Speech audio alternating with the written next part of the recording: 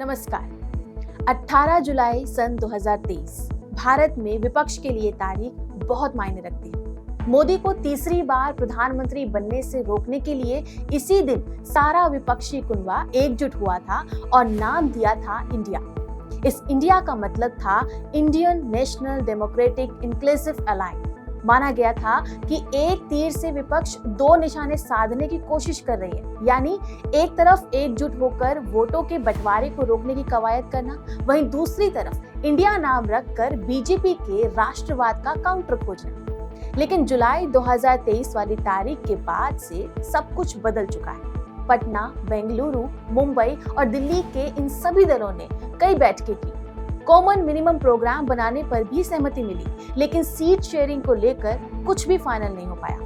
पिछले साल 23 दिसंबर को वो कसर भी दूर हुई जब एक कमेटी का गठन कर उसे सीट शेयरिंग को सुपरवाइज करने का जिम्मा सौंपा गया। अब 23 तारीख से लेकर अब तक 50 दिन से भी ऊपर हो चुके हैं, लेकिन खुद को गठबंधन बताने वाला इंडिया अब बिखर चुका है। ये एक ऐसा गठबंधन साबित हो रहा है जहां कोई भी किसी के साथ बंधने को ही तैयार नहीं। बात अगर एक दो राज्यों तक ही सीमित होती तो इसे आम समझा जाता, लेकिन अभी तो जहां नजर जा रही है वहां से इंडिया गठबंधन को झटका लग रहा है। इस पूरी सिचुएशन को जो इस समय देश की राजनीति में बनी हुई है, यानी देश में या तो विपक्ष है ही नहीं या आखिरी सांसें गिन रहा है। क्लिक इंडिया के सीईओ समीर कुमार इसे वैक्यूम विपक्ष का नाम देते हैं, यानी देश की राजनीति में विपक्ष की जगह खाली है। तो आइए सबसे पहले बात करते हैं बिहार की, जहां पलटी मारने में मशहूर हो चुके नीतीश कुमार ने एक बार फिर से पलटी मारी। कस्में तो खाई थी कि बीजेपी के साथ कभी नहीं जाएंगे, लेकिन सियासत ऐसी चीज है कि उसने कस्मों की अहमियत भी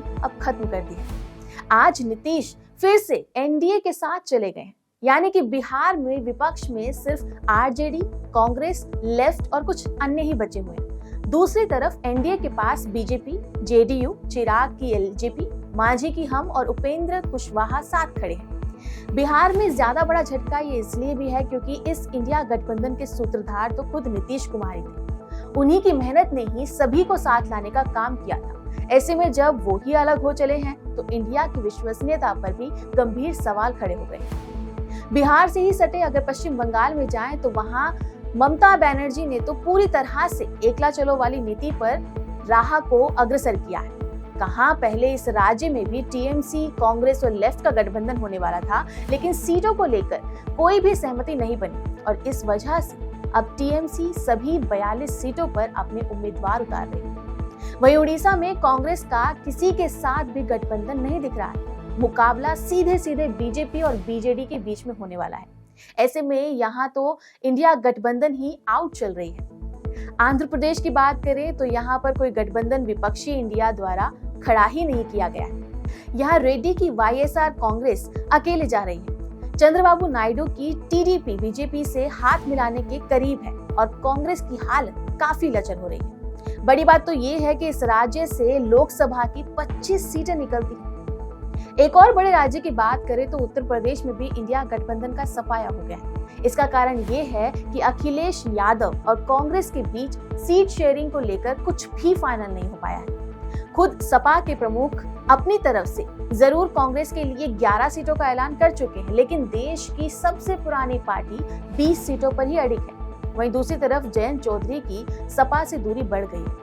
माना जा रहा है कि किसी भी दिन वो बीजेपी के साथ डील पक्की कर सकते हैं, यानी कि कांग्रेस असमंजस में है, आरएलडी छोड़ने की कगार पर और सपा खड़ी रह गई अकेली।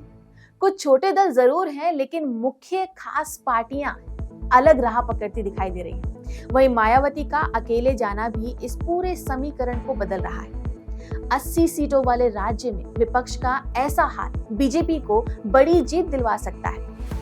पंजाब में तो सीएम भगवत मान ने पहले ही अपनी तरफ से ऐलान कर दिया था कि आम आदमी पार्टी 13 की 13 सीटें जीतने वाली है। यहाँ भी पहले गठबंधन था, लेकिन कांग्रेस आपके ही साथ में थी, लेकिन बाद में दोनों के बीच में इतनी दरारें आ गई कि अलग होना पक्का माना जा रहा है। वैसे पंजाब इंडिया गठबंधन के लिए उन राज्यों में शामिल था जहां पर क्लीन स्वीप किया जा सकता था, क्योंकि बीजेपी का उन इलाकों में ज्यादा मजबूत पकड़ देखा नहीं जा रहा था।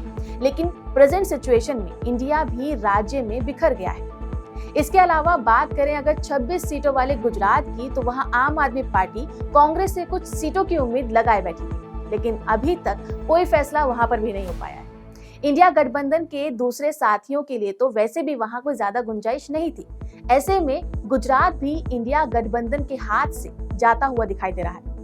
हरियाणा में भी आम आदमी पार्टी और कांग्रेस ने अपनी राहें अलग की हैं। भूपेंद्र हुड्डा तो साफ कह चुके हैं कि कांग्रेस सभी 10 सीटों पर अकेले लड़ने में सक्षम है। ऐसे में यहाँ भी गठबंधन बनता नहीं दिख रहा। अब इस बिखरते विपक्ष के बीच मोदी के 400 पार वाली थ्योरी को समझने की कोशिश करें तो पता चलता है कि विपक्ष का जो वोट बढ़ सकता है उसे बीजेपी अपने फायदे के रूप में देख रही है। यूपी से लेकर बंगाल तक कई राज्यों में एक सीट एक प्रत्याशी वाला रूल इंडिया गठबंधन के लिए टूट रहा है। ऐसे में एकजुटता वाले सारे दावे खोखले साबित हो रहे हैं और इसी वजह से बीजेपी का कॉन्फिडेंस इतना हाई चल रहा है। खैर, अभी के लिए इस खबर में इतना ही। इस विषय पर आपका क्या कहना है हमें कमेंट करके जरूर बताएं। नमस्कार।